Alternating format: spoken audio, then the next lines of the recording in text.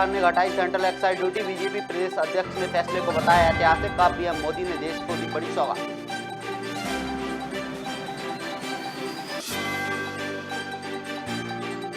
युवा मोर्चा के प्रदेश अध्यक्ष वैभव पवार ने भोपाल में की प्रेस कॉन्फ्रेंस। कांग्रेस शासित राज्यों में आंदोलन की कई बात। राज्य सरकार में पेट्रोल डीजल की कटौती की कही बात।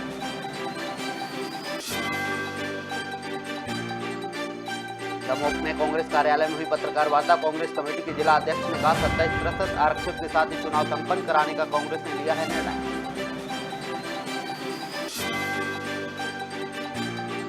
ओबीसी आरक्षण को लेकर कांग्रेस ने की प्रेस वार्ता। पूर्व मंत्री सचिन यादव बोले षड्यंत्र पूर्वक दस्तावेज कोर्ट में नहीं कराए उपलब्ध।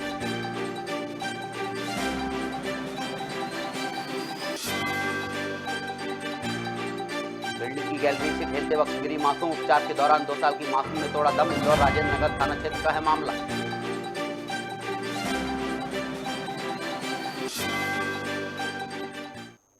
नमस्कार, मैं हूं अरुण। आप देख रहे हैं खबर भारत। खबरें विस्तार से। भीषण गर्मी और महंगाई की मार झेल रही आम आदमी को अब महंगाई से थोड़ी राहत मिली है। लिहाजा केंद्र सरकार ने सेंट्रल एक्साइज ड्यूटी में पेट्रोल पर 8 और डीजल पर 6 रुपए प्रति लीटर कम किया है। साथ ही उज्ज्वला योजना के तहत रसोई गैस पर 200 की सब्सिडी देने का फैसला लिया है। वहीं इस फैसले को बीजेपी प्रदेश अध्यक्ष वी.डी. शर्मा ने ऐतिहासिक फैसला बताया है। उन्होंने कहा है कि पीएम मोदी ने देश को बड़ी सौगात दी है, जिसको लेकर हमारे वित्त मंत्री निर्मला सीतारमण ने सेंट्रल एक्साइज ड्यूटी को कम किया है, जिसके आधार पर अब पेट्रोल की कीमत 9 रुपये 50 पैसे और डीजल पर 6 रुपये की कमी की गई है।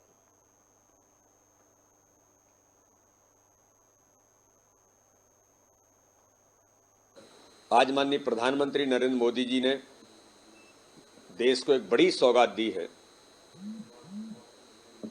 और जिसको लेकर के हमारे माननीय वित्त मंत्री निर्मला सीतारमण जी ने सेंट्रल एक्साइज ड्यूटी में पेट्रोल पर 8 रुपये और डीजल पर 6 रुपये की जो कमी की है, उसके आधार पर अब पेट्रोल की कीमत में 9 रुपये 50 पैसे और डीजल की कीमत में 7 रुपये की जो कमी होगी, एक ऐतिहासिक और क्रांतिकारी निर्णय माननीय वित्त मंत्री जी ने माननीय प्रधानमंत्री जी के निर्देश पर जो किया है। साथ में ही गैस सिलेंडर में 12 गैस सिलेंडर उपयोग करने पर 200 रुपये की सब्सिडी देना एक ऐतिहासिक कदम है और पूरे देश के अंदर इसको लेकर के आम लोगों में जो एक बड़ा उत्साह जागृत हुआ है। इसलिए मैं माननीय प्रधानमंत्री जी का और माननीय वित्त मंत्री जी का बहुत हृदय से आभार व्यक्त करता हूं और धन्यवाद देते हैं कि उन्होंने एक ऐतिहासिक और क्रांतिकारी जो निर्णय किया है, उससे आम जनता को बड़ी राहत देश के अंदर मिली है।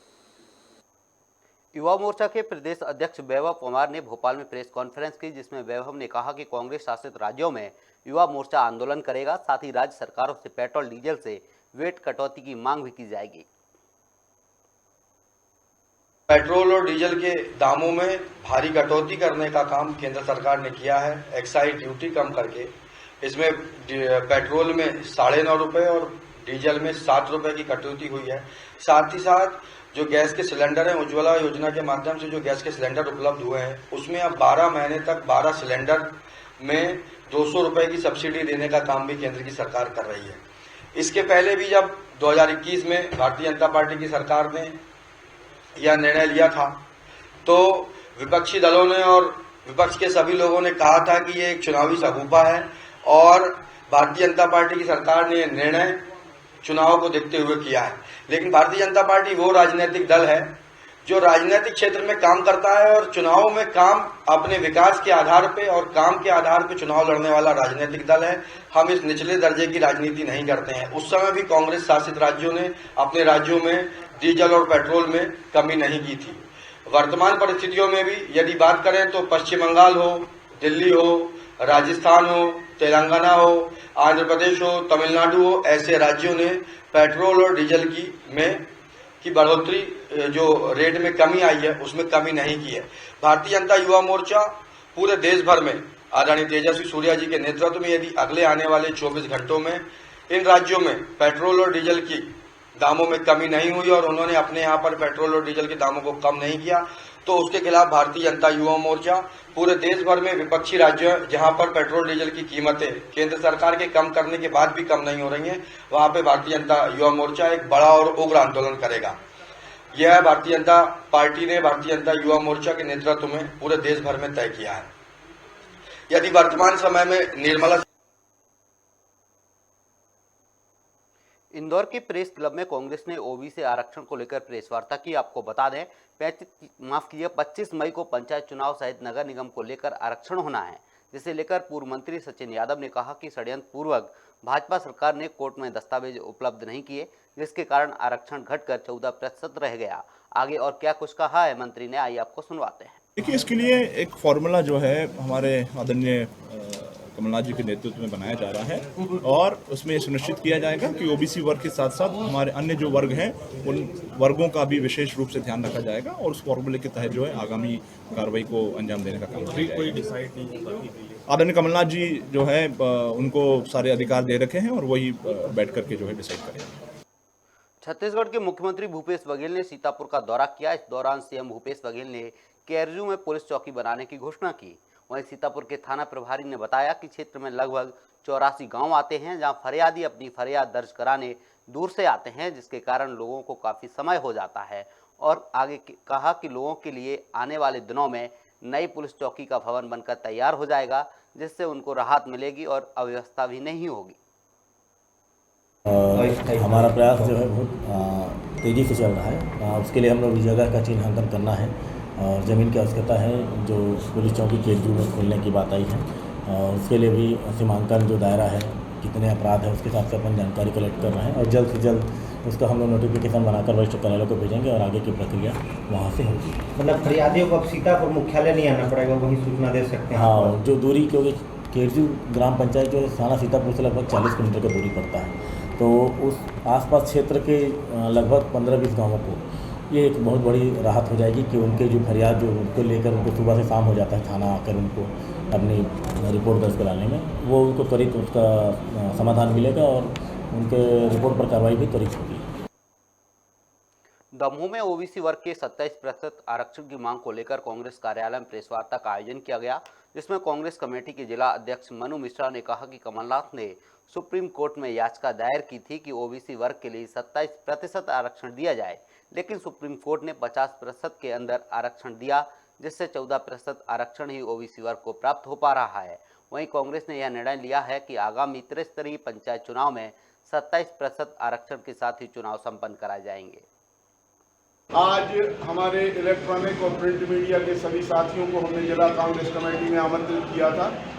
हमारी प्रदेश कांग्रेस कमेटी से हम लोगों को निर्देश प्राप्त हुए थे कि 18 तारीख से लेकर 22 तारीख के बीच में आपको जिला स्तर पर एक पत्रकार वार्ता आयोजित करना है, जिसमें 27% आरक्षण को लेकर कांग्रेस पार्टी का जो पक्ष है वो हमें पब्लिक के सामने और इलेक्ट्रॉनिक और प्रिंट मीडिया के साथियों के सामने रखना है।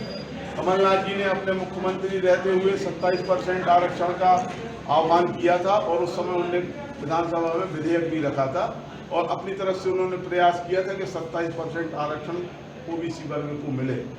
अभी जो चुनाव की घोषणा हुई है उसमें सुप्रीम कोर्ट के निर्णय के आने के पहले माननीय कमलनाथ जी ने प्रदेश कांग्रेस कमेटी में बैठक आयोजित करके पत्रकारों के सामने इस बात को स्पष्ट कहा था कि भले ही इंदौर में निर्माणाधीन बिल्डिंग से खेलते वक्त अचानक 2 साल की मासूम बच्ची हादसे का शिकार हो गई। आपको बता दें कि मामला राजेंद्र नगर थाना क्षेत्र का है, जहां 2 वर्षीय मासूम नम्रता पहली मंजिल से खेलते वक्त नीचे गिर गई थी। वहीं गंभीर अवस्था में मासूम को उपचार के लिए अस्पताल भर्ती करवाया गया। वहीं उपचार के दौरान बच्ची ने अपना दम तोड़ दिया। घटना की सूचना मिलते ही मौके पर पहुंची पुलिस ने मर्ग कायम कर पोस्टमार्टम के लिए सबको भेज दिया है। मृतिका का नाम है नम्रता, पिता कालू, उम्र 2 साल, निवासी 87 ट्रेजर टाउन बीजलपुर के पास में इंदौर। कैसे मौत हुई? ये लड़की सुबह अपने माता पिता के साथ में छत की पहली मंजिल पे माता पिता काम कर रहे थे, लड़की वहाँ खेल रही थी। खेलते खेलते अचानक वहाँ से गिर गई। कैसी मौत हो गई? हाँ, इलाज के दौरान एमओएच में दिनांक आज 22 मार्च 2022 के सुबह 10 बजे मौत हो गई। 10 बजे नहीं, 7:10 को मौत हो गई। परिवार क्या करता है? परिवार मजदूरी है, काम करने आए। ये मूलतः निवासी ग्राम पिपलिया, तहसील सिराली, जिला हरदा के रहने वाले हैं। गिरी का जो निर्माणाधीन बिल्डिंग है, क्या बन रहा हो? निर्माणाधीन मकान है। कितनी उपरी थी? पहली मंजिल पे थी। आपका नाम है? मेरा नाम ऐसा ही भगवान सिंह मौर्य, थाना राजेंद्र नगर, इंदौर। इस खबर पर ज़्यादा जानकारी के लिए हमारे सहयोगी संवाददाता जहीन खान जुड़ चुके हैं। जहीन, 2 साल की मासूम बच्ची है जो कि हादसे का शिकार हुई है, क्या पूरा मामला क्या था?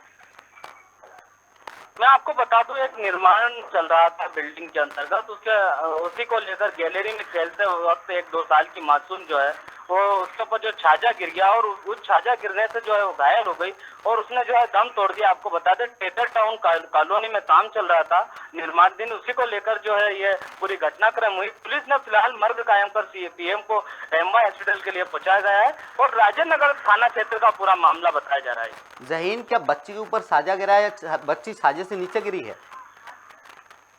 फिलहाल क्या है, निर्माणाधीन बिल्डिंग में खेलते वक्त अचानक 2 साल की बच्ची हादसे का शिकार हो गई, जहां गैलरी पे बच्ची जो है बच्ची खेल रही थी और वो वहां से आकर जो है नीचे गिर गई और बताया जा रहा है कि उसके ऊपर छाजा भी गिर गया, जिसकी वजह से जो है वो गंभीर अवस्था में एमवाई अस्पताल में जो है उसका इलाज चल रहा था।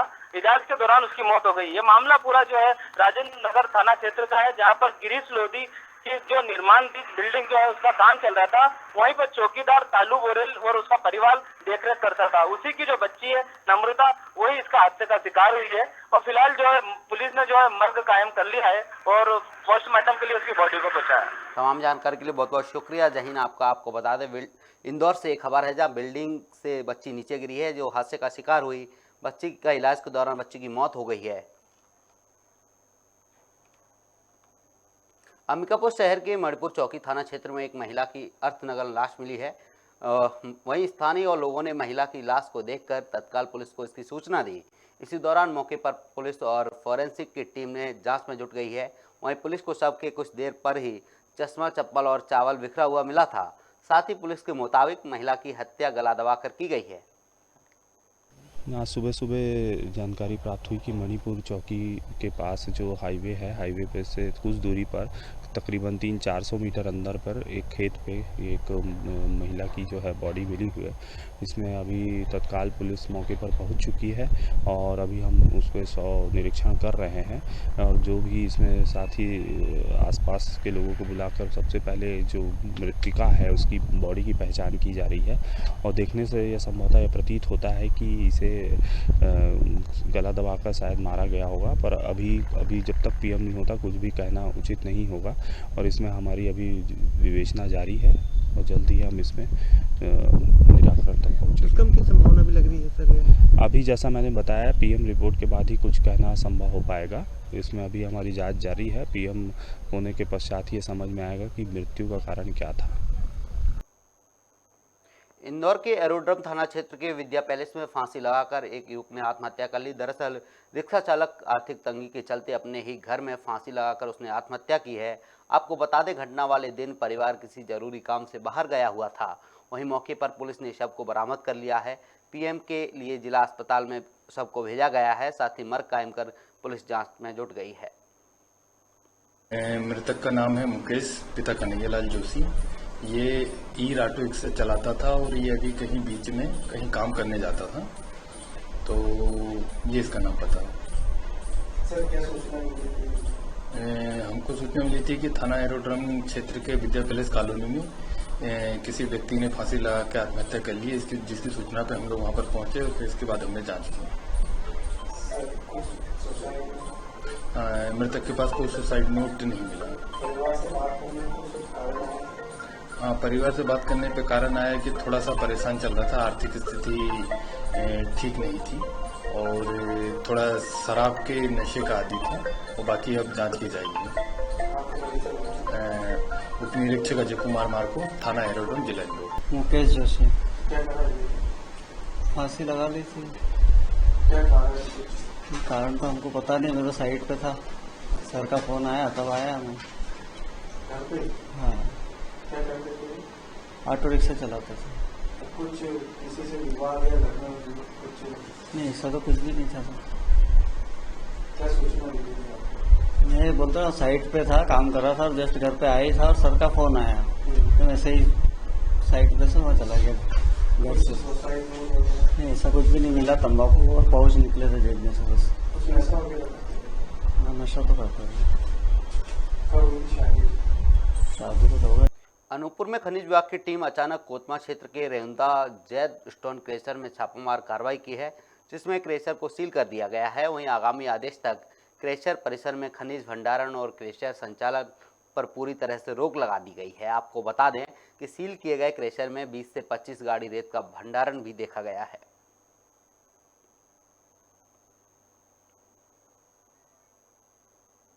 पंचायत और निकाय चुनाव की सुबुगाहट के बाद एसपी शैलेंद्र सिंह चौहान ने अवैध गतिविधियों पर पैनी नजर बनाई है। वहीं एसपी शैलेंद्र सिंह चौहान के निर्देशन में डीएसपी हेडक्वार्टर अरविंद शाह, थाना प्रभारी विनय सिंह तोमर के मार्गदर्शन में अकोड़ा चौकी प्रभारी विजय शिवहरे की बड़ी कार्रवाई की गई है, जहां मुखबिर की सूचना पर पुलिस ने आरोपी के कब्जे से इको कार समेत भारी मात्रा में 20 देसी मदिरा शराब की पेटी जब्त की हैं, जिसकी कीमत करीब 1 लाख रुपए बताई जा रही है।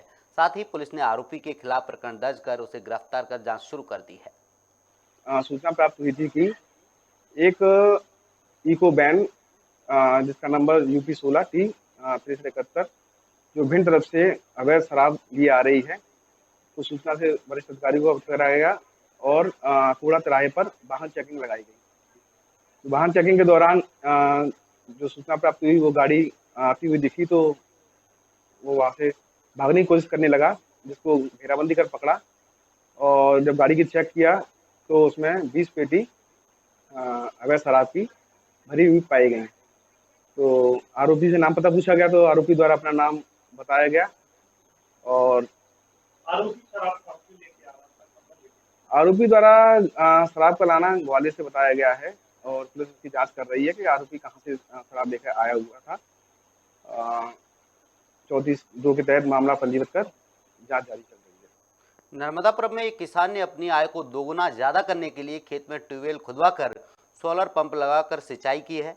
आपको बता दें कि पहले किसान 1 से 2 फसल ही पैदा कर पाता था, जिससे किसान पर बैंकों और साहूकारों का कर्ज बना रहता था। वहीं किसान श्याम सिंह राजपूत ने बताया कि मैंने अपनी आय को दोगुना करने के लिए अपने खेत पर सोलर पैनल पंप लगवाया है और इसलिए खेतों में सिंचाई के लिए ट्यूबवेल खुदवा लिया है।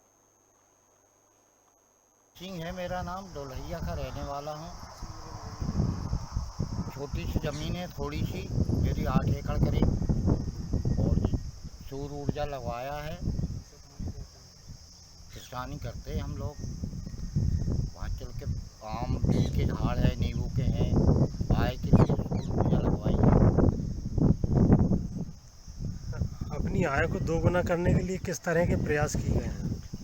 मेहनत करे, झाड़ पेड़ लगाए हैं, उसके लिए कुछ वो ही है। 3 फसल लेने लगे, नहीं पहले 2 फसल लेते थे, 1 फसल लेते थे। पहले कितना कमा लेते थे किसानी से? अरे पहले तो कुछ भी नहीं, सूखा एक ही फसल होती थी, पानी मानी कुछ नहीं था, ऊंची नीची ज़मीन थी। अब लेवल में करवाया कुछ। कौन कौन सी फसल लेते थे पहले? क्या चने हैं, मसूर है, गेहूँ है, ये फसल लेते थे पहले, ज्वार वगैरह। अब आप आगामी दिनों में होने वाले त्रिस्तरीय पंचायत चुनाव को लेकर कांग्रेस पार्टी की युद्ध स्तर पर तैयारियां शुरू हो गई हैं, जिसे लेकर पूर्व मुख्यमंत्री कमलनाथ ने आगामी दिनों में होने वाले त्रिस्तरीय पंचायत चुनाव के संदर्भ में विभिन्न संभागों में प्रभारी मनोनीत किए हैं। वहीं नरसिंहपुर तेंदुखेड़ा से कांग्रेस के वरिष्ठ विधायक संजय शर्मा को नर्मदापुरम का प्रभारी बनाया गया है। अलीराजपुर में नगर सुरक्षा समिति के तहत 1 दिवसीय प्रशिक्षण कार्यक्रम का आयोजन किया गया। इस दौरान पुलिस अधीक्षक मनोज कुमार सिंह ने समिति के सदस्यों को संबोधित करते हुए कहा कि जिन थानों में पुलिस बल की कमी रहती है, उसमें आप निस्वार्थ भाव से अपना दायित्व निभाते हैं। वर्तमान बदलती परिदृश्य में क्रिमिनल जस्टिस सिस्टम को स्ट्रॉन्ग करने के लिए जब तक जन सहभागिता और जनता का भरोसा नहीं होगा, तब तक हम क्राइम कंट्रोल नहीं कर पाएंगे, कानून व्यवस्था की स्थिति को सुदृढ़ नहीं कर पाएंगे। उसी को ध्यान में रखते हुए आज जोबट अनुविभाग के समस्त थानों से नगर रक्षा समिति, ग्राम रक्षा समिति के सदस्यों को यहाँ बुला करके हम लोगों ने एक प्रशिक्षण सत्र रखा था, जिसमें कैसे समाज में हम क्राइम के दृष्टि को रखते हुए बदलाव ला सकें, महिला अपराधों में कैसे कमी हो, शिक्षा का प्रसार कैसा हो, गंभीर अपराधों में कैसे कमी लाई जा सके।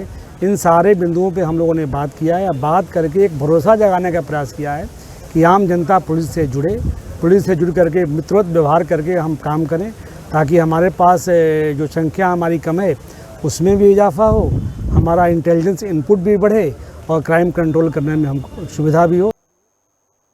अलीराजपुर जिले के जोवट में दीपक चौहान मित्र मंडल ने 5 दिवसीय निःशुल्क मथुरा वृंदावन यात्रा के आयोजन का ऐलान किया है, जिसे लेकर शिवालिक परिसर में बैठक संपन्न हुई। आपको बता दें, यात्रा 1 मई से शुरू होकर 5 मई को खत्म होगी, जिसमें 400 माता बहन हिस्सा लेंगी, जिसमें मातृशक्ति को शामिल किया गया है।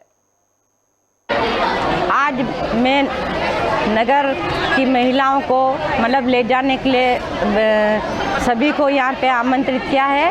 और जैसे पहले हमारे जेंट्स लोगों को अयोध्या ले गए थे, तो सभी महिलाओं ने मतलब आग्रह किया कि हमें भी कुछ घुमाने के लिए ले जाओ, तो फिर मैं इसलिए सभी महिलाओं को लेके जाऊंगी और वृंदावन धाम, मथुरा और गोकुल, ब्रजवास और सभी की वहाँ पे गोवर्धन पर्वत की परिक्रमा करवाने के लिए। नगर परिषद रमीला जी चौहान, दीपक जी चौहान, उनके नेतृत्व में कम से कम 400 महिला जा रही हैं। और मैं शिवकन्या चौबे ये बताना चाहती हूँ कि ये सराहनीय कार्यक्रम हमेशा ये करते आ रहे हैं। पहले भी पुरुष वर्ग को अपने गया जी ले गए, फिर सभी को अभी अयोध्या ले गए, और भी कुछ न कुछ कार्यक्रम ये करते ही रहते हैं। और इनके लिए अंबिकापुर के मणिपुर चौकी क्षेत्र के अंतर्गत आदिवासी युवती के साथ सामूहिक दुष्कर्म का मामला सामने आया है, जहां परिचित युवक के साथ घूमने गई युवती के साथ 4 युवकों ने लूटपाट कर नकली बंदूक दिखाकर युवती के साथ सामूहिक दुष्कर्म किया है, जिसकी शिकायत पीड़िता ने मणिपुर चौकी में दर्ज करवाई है। मामले की गंभीरता को देखते हुए एक नाबालिग सहित 4 आरोपियों को पुलिस ने गिरफ्तार कर लिया है। प्रार्थया के साथ उसका एक मित्र था, वो लोग दोनों थे, और जब उनको अकेला पाया गया तो आरोपियों ने उनको डरा धमका के, उसके मित्र को डरा धमका के और महिला के साथ में दुष्कर्म करने की कोशिश की। कांकेर में नक्सलियों ने प्रेस विज्ञप्ति जारी की है। दरअसल उत्तर सब जोनल दंडाकारण्य माओवादी ने इसे जारी किया है, जिसमें उन्होंने अडानी भगाओ हसदेव जंगल बचाओ को समर्थन दिया है। साथ ही राज्य सरकार पर आरोप लगाया है कि वो जनता की आवाज और आंदोलन को दबाने का प्रयास कर रही है।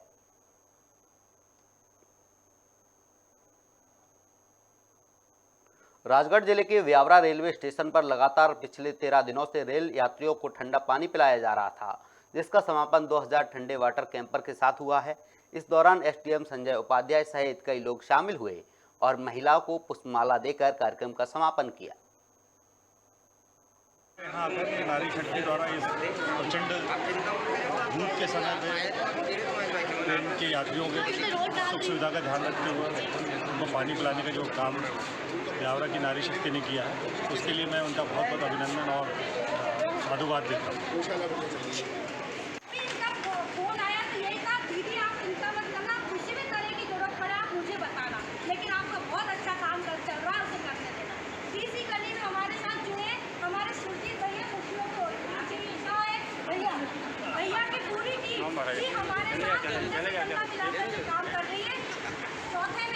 हमारे नगर पालिका के जो कर्मचारी हैं, मतलब अभी का काम बहुत ज़्यादा है, क्योंकि साफ बैठे हुए, अब क्या बोलूँ, थोड़ा बहुत भी अगर उनको टाइम मिलता है तो वो ट्रेन का समय पूछ लेते हैं, आते हैं, पानी पिलाते और चले जाते हैं। ऐसे ही हमारे यहाँ पे दिनेश तिवारी यहाँ पर है और एक राजू शर्मा जी आज आए नहीं है, इन्होंने।